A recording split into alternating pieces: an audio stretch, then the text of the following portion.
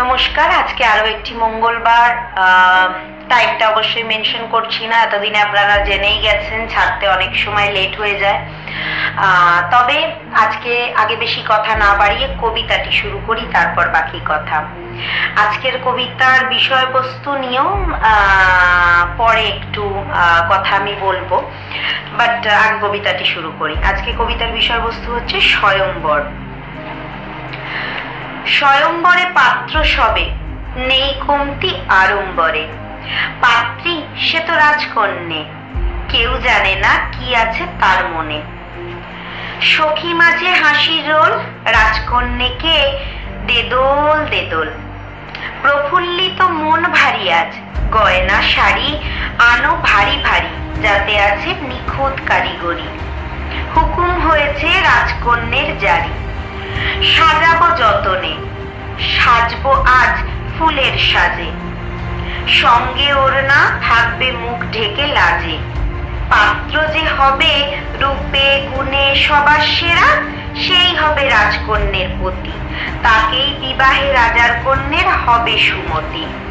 তবে হ্যাঁ বাবু, দিতে হবে প্রশ্নের জবাব, টপকাতে হবে কঠিন জেরা। রূপকথার গপ্প সপ্প, তাতে আছে এই সব লেখা। কোথাও বেশি আবার কোথাও অল্প অল্প। কথায় যে পারবে হারাতে রাজকুমারীকে, কথায় যে পারবে হারাতে রাজকুমারীকে, সেই পরাবে গলায় মালা তার, মুখ করে ফিকে। হ্যাঁ গো হ্যাঁ, রাজকন্যে বা রাজপুত্র শত শত পাত্র বা পাত্রীর বিরাট আয়োজিত সভায় আহ্বান করত সকলকে। তারপর যোগ্য ব্যক্তিত্বে দিত গলে মালা। তাই হলো স্বয়ম্বর, তাই তো বলে লোকে।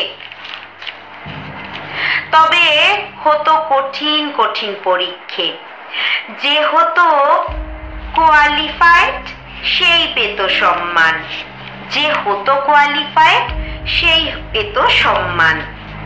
রাজা রামচন্দ্র মাতা সীতার স্বয়ম্বরে কেমন জিতে নিয়েছিলেন নিজের মান। রাজা রামচন্দ্র মাতা সীতার স্বয়ম্বরে কেমন জিতে নিয়েছিলেন নিজের মান। ঠিক তেমনি ঢের ঢের রাজপুত্র, তার ঢের ঢের গল্প। সবকিছুতেই স্বয়ম্বরটা মাস্ট, এতেই তো আছে গল্পের বাঁধন। এখনো অবশ্য হয় তা, তবে অন্য প্রথায়। লাভ ম্যারেজে পাত্র পাত্রী নিজের বাছে হাজারো মানুষের ভিড়ে। লাভ ম্যারেজে পাত্র পাত্রী নিজেই বাছে হাজারো মানুষের ভিড়ে নিজেদের মনের মানুষ। আবার অ্যারেঞ্জ ম্যারেজে কাজটা করে খানিকটা ঘটক বা বিভিন্ন ম্যাট্রিমোনিয়াল সাইট, আর বাকিটা করে বাড়ির লোকজন। এসব আবার চিত্রিত থাকে প্রি ওয়েডিং শুটের বর্ণিত গাথায়। তাতে মস্তিষ্ক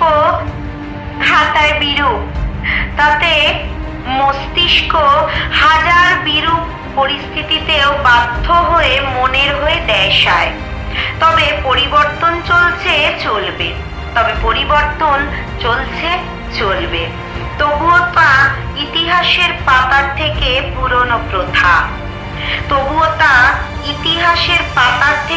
পুরনো প্রথা গল্প নতুন আকারে বর্তমানকে বলবে। তবুও তা ইতিহাসের পাতার থেকে পুরনো প্রথা গল্প নতুন আকারে বর্তমানকে বলবে। স্বয়ম্বর আগেকার দিনে হতো, রাজা রানী, রাজকন্যে, রাজপুত্র। এটাও সেই খানিকটা রূপকথার গল্পের মতো, তাই না? রূপকথা সত্যি আমাদের জীবনের সাথে রূপকথা হিসেবে নয়, বাস্তবতা হিসেবে অঙ্গ প্রত্যঙ্গ যেমন আমাদের সাথে জড়িয়ে থাকে, ঠিক তেমন ভাবে জড়িয়ে থাকে। আমি কিছু ভুল বলছি? আপনারা নিজেরাই ভেবে দেখুন। সত্যি তো, এখন আগে যেরকম স্বয়ম্বর হতো, রাজকন্যেরা রাজপুত্রকে বাঁচত স্বয়ম্বরে, বা ধরুন গান্ধর্ব বিবাহ, নিজেদের মধ্যে। এখন সেটা অনেকটা তুল্যমূল্য কিন্তু রেজিস্ট্রি ম্যারেজের সঙ্গে, তাই নয় কি? স্বয়ংবর সভা আগে হতো, তারপর এলো মেয়েদের ছেলের বাড়ির লোকের সামনে বসে সেজে গুজে তাদের প্রশ্নের উত্তর দেওয়া। মানে আমরা যেটাকে বলতাম বা হয়তো এখনো বলি কিছু কিছু জায়গায় পুরুষতান্ত্রিক সমাজ। কিন্তু একটা কথা, জিনিসটা তার্কিক বিষয়। সব দোষটা কি সত্যি সত্যি মানে নারী পুরুষের বিবাদে আমি যাচ্ছি না, সব জিনিসটা কি সত্যি সত্যি পুরুষেরই দোষ? না, আমি পোশাক, ধর্ষণ, আজকালকার দিন না আগেকার দিনেও নারীকে অবমাননা করা হয়েছে, অপমানিত হতে হয়েছে, পুরুষকেও হতে হয়েছে। পুরুষ যে একদম সব ব্যাপারে সবকিছুতে সবসময় প্রায়োরিটি পেয়ে এসছে সেরকম কিন্তু নয়। কিন্তু খতিয়ে পড়ে দেখবেন নারীরা নারীদের হয়ে কিন্তু সমালোচনা করে, নারীদের নিয়ে কিন্তু সমালোচনা করে, বেশি করে সেটা নারীরাই। আমার এই জিনিসটা খুব অবাক লাগে, যেখানে আমাদের নারীদের একজোট হয়ে নারীদের সম্মানের জন্য দাঁড়ানো উচিত, নারীদের সাপোর্ট করা উচিত। অবশ্যই সেটা রুচিবোধে আলাদা হতেই পারে, আপনার রুচি আলাদা, আপনি আলাদা মানুষ, আমার রুচি আলাদা, আমি আলাদা মানুষ, আপনার মত আলাদা, আপনি আলাদা মানুষ, আমার মত আলাদা, আমি আলাদা মানুষ। সেটা কিন্তু নারী পুরুষ ভেদে হয় না। কথাতে আছে ম্যান টু ম্যান ভ্যারি করে, ম্যান টু ম্যান ভ্যারি করে যেরকম উইমেন টু উইমেনও ভ্যারি করে। মানুষ কিন্তু একই, রক্ত মাংসের মানুষ। হ্যাঁ, মেয়েদের শারীরিক গঠন আলাদা, ছেলেদের শারীরিক গঠন আলাদা, মেয়েদের হরমোনাল গঠন আলাদা, ছেলেদের হরমোনাল গঠন আলাদা, এটাই তফাৎ। ভগবান এইভাবেই তৈরি করেছে, কারণ মেয়েরা মা, তাদের শরীর থেকে নতুন প্রাণের জন্ম হয়। কিন্তু মেয়েরাও, মেয়েদের, আমি অন্তত দেখেছি মেয়েরাই মেয়েদের বিপক্ষে বেশি কথা বলে, অন্তত আমার তাই মত। আমি জানি না আপনারা একমত কিনা। তবে হ্যাঁ, স্বয়ংবর আগেকার দিনে হতো, তখন মেয়েরা ঠিক করতো বা মেয়েদের বাবারা ঠিক করতেন যে প্রচুর রাজা আসছে, রাজার মধ্যে থেকে এক রাজার হাতে মেয়েকে তুলে দেয়া হবে, যিনি যোগ্য পাত্র। এখনকার দিনে মেয়েদেরকে হাজারটা পাত্রের বাড়ির লোকের সামনে বসতে হয়, হাজারটা পরীক্ষা দিতে হয়। এখন সেই কনসেপ্ট অনেক চেঞ্জ হয়ে গেছে, গ্রাম সাইডে হয়তো এখনো হয়, ভিলেজ সাইডে বা ইন্টেরিয়র এরিয়াতে এখনো হয়। সেখানগুলোতে প্রাধান্য দেয়া হয় এই প্রথাটাকে, যেটা সম্পূর্ণ ভুল আমার মনে হয়। আমার মনে হয় দুটো মানুষের ঠিক করা উচিত তারা একসাথে থাকতে পারবে কি পারবে না। আর একটা কথা,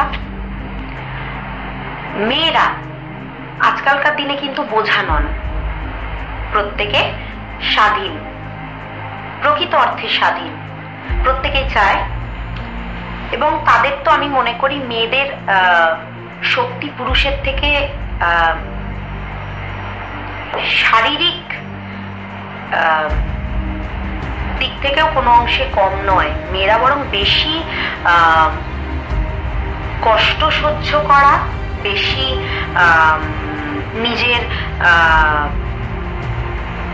নিজেকে ব্যালেন্সড ওয়েতে নিয়ে চলা, মেয়েরা বরং বেশি করতে পারে। কারণ এগুলো সব তার্কিক বিষয়। এগুলো নিয়ে আমি ভবিষ্যতে কবিতা লেখার চেষ্টা করব। আমি জানি হয়তো আপনাদের মনে হতেই পারে অতিরিক্ত জ্ঞান দিচ্ছে, কিন্তু আপনারা ভেবে দেখবেন বিষয়গুলো নিয়ে। একটা মেয়ের যখন প্রসব যন্ত্রণা ওঠে, আপনারা সবাই জানেন সেই যন্ত্রণা ছেলেরা হয়তো সহ্য করতে পারতেন না, তাদের শারীরিক গঠনই সেরকম নয়, ভগবান তাদের শারীরিক গঠনটাই আলাদা বানিয়েছেন, অবশ্যই যারা ভগবান বিশ্বাস করেন তাদের জন্য। কিন্তু সায়েন্সও এখন কোথাও গিয়ে সেটা মানছে। আর মেয়েরা যেভাবে, এবং এবং আমাদের পুরাণে পর্যন্ত লেখা রয়েছে, সবার আগে কিন্তু প্রকৃতি, সবার আগে আদি নারী, তার থেকে মহেশ্বরের জন্ম, তার থেকে মহেশ্বরের থেকে ব্রহ্মা এবং বিষ্ণুর জন্ম, ত্রিদেবের জন্ম। সো সেই নারী তার মানে কতখানি ধারণ ক্ষমতা রাখতে পারে। আমরা নারীরা যদি নারীদের বিপক্ষে না দাঁড়িয়ে সপক্ষে দাঁড়াই, তাহলে আমার মনে হয় সমাজ আরো বেশি করে পাল্টাবে। এবং এই দায়িত্বটাও কিন্তু আমাদের ফ্যামিলি, আমাদের মায়ের, আমি বিশেষ করে মনে করি আমাদের মায়েদের, কারণ আমরা তো বাচ্চাদের জন্ম দিই, সেটা মেয়ে হোক কিংবা ছেলে হোক, তাকে ছোটবেলা থেকে রুচিবোধ শেখানো, কোনটা ঠিক কোনটা ভুল, তার সঙ্গে সমস্ত কিছু আলোচনা করা, বন্ধুর মতো মেশা, তাকে ঠিকভাবে গড়ে উঠতে। সে যদি আমাকে ভয় পায় সবসময় যে মা আমাকে বকবে, অবশ্যই বকা উচিত, যেটা অন্যায় তাকে বোঝানো উচিত, এবং সেটা তাকে রীতিমতো এক্সাম্পল দিয়ে বোঝানো উচিত। তবেই তো সে বড় হয়ে বুঝতে পারবে যে না, একটা মেয়ে তার দিকে আমাকে ওইভাবে চাইতে নেই, বা একটা মেয়ে সে তাকে আমাকে মানে অ্যাপ্রোচটা আমার তার দিকে কিরকম ঠিক করা উচিত। এটা আমাদের মায়েদের কিন্তু একটা বিরাট দায়িত্ব, অন্তত আমি মনে করি, আমি চেষ্টা করি, জানি না ভবিষ্যতে কি কতটা শেখাতে পারবো নিজের বাচ্চাকে। তবে আমি সবসময় মনে করি যে প্রথম শিক্ষা গুরু কিন্তু মা একটা বাচ্চার। এবং আজকালকার দিনের যে ঘটনাগুলো ঘটছে, সেই ঘটনাগুলো কিন্তু আমরা মারা চাইলে যদি আমাদের বাচ্চাদেরকে আমরা সেইভাবে তৈরি করি, তাহলে তারা নিজেরাই নিজেদের ভুলটা বুঝতে পেরে নিজেদেরকে শুধরে নেওয়ার চেষ্টা করবে। অন্তত আমার তাই মত। তবে অবশ্যই আমি কাউকে মিন করে কথা বলছি না, আমার যা মত আমি শুধু সেটুকু বললাম। আবার ভাববেন না আমি ইনফ্লুয়েন্স করার চেষ্টা করছি বা ইনফ্লুয়েন্সার আমি। তবে হ্যাঁ, একটা কথা আমি বলবো, অবশ্যই তলোয়ারের থেকে কলমের জোর কিন্তু অনেক বেশি।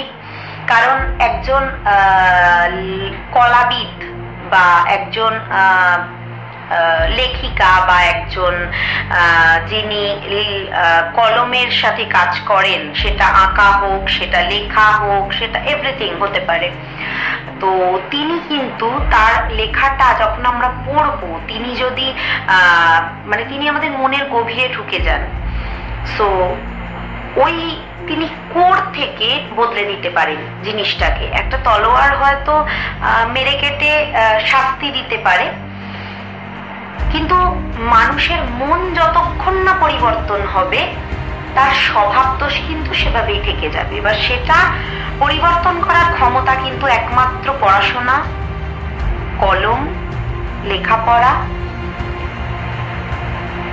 প্রকৃত বোধ মনে তৈরি হওয়া, সেগুলোর উপর ডিপেন্ড করে, অন্তত আমার তাই মনে হয়। যাকে আজকে আর বেশি কথা বাড়ালাম না, রোজ যে কথাগুলো বলি। আমার চ্যানেলটি যদি ভালো লেগে থাকে, কবিতা যদি ভালো লেগে থাকে, তাহলে অবশ্যই আমার চ্যানেলটি সাবস্ক্রাইব করতে ভুলবেন না, পাশে থাকা নোটিফিকেশন বেল আইকনটি হিট করে দিতে ভুলবেন না, যাতে সবার আগে আপনাদের কাছে নোটিফিকেশন পৌঁছে যায়। আর চেষ্টা করছি প্রত্যেক সপ্তাহে, আপনারা দেখছেন, ভালো লাগলে অবশ্যই চ্যানেলটি যাওয়ার আগে সাবস্ক্রাইব করে দিয়ে যাবেন। এবং আমি যদি আপনাদের ফেসবুক পেজ বা চ্যানেলে গিয়ে সাবস্ক্রাইব করতে বা ফলো করতে ভুলে গিয়ে থাকি সেটিও জানাতে ভুলবেন না। আর হ্যাঁ, আমাকে কবিতার বিষয়বস্তু সাজেস্ট করতে ভুলবেন না। সাজেস্ট যখন করবেন নিজেদের নাম এবং নিজেদের বিষয়বস্তুটি এবং কোথা থেকে বলছেন সেটিও সাজেস্ট করবেন, যাতে আমি আমার কবিতায় আপনাদের নামটা নিতে পারি। এবং আমি চেষ্টা করব সেটিতে কবিতা লেখার।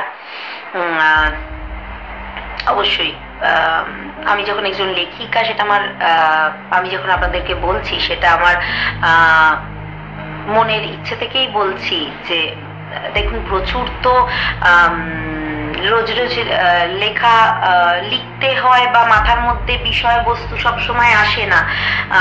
তো আপনারা যদি সাজেস্ট করেন তাহলে আমারও সুবিধে হবে লিখতে, কারণ বিষয়বস্তু পাবো এবং আপনাদেরও আশা করি ভালো লাগবে যারা যদি সাজেস্ট করেন যে আমার বিষয়বস্তুটা যেটা সাজেস্ট করেছি আমি সমস্ত অডিয়েন্সের এর থেকেই বলছি। কার কিরম বয়স আমি তো জানি না, যদি বড় হয় তাহলে আমি তার ছেলে মেয়ের মতো হব, বা আমার থেকে যদি অল্প বড় হয় বোনের মতো হব, আমার থেকে যদি ছোট হয় দিদির মতো হব। তো যেই সাজেস্ট করেন, আশা করব আমি যদি আপনাদের বিষয়গুলো নিয়ে কবিতা লিখতে সক্ষম হই তাহলে আপনাদেরও বিষয়বস্তুর মানে লেখাটা, আমার লেখার পাথর নিশ্চয়ই খারাপ লাগবে না। সো আমি আবারও বলবো, যদি আপনারা সাজেস্ট করতে চান সাজেস্ট করতে পারেন, এবং ভালো লাগলে অবশ্যই বেশি করে লাইক করুন যাতে সবার কাছে আমার কবিতাটি পৌঁছতে পারে।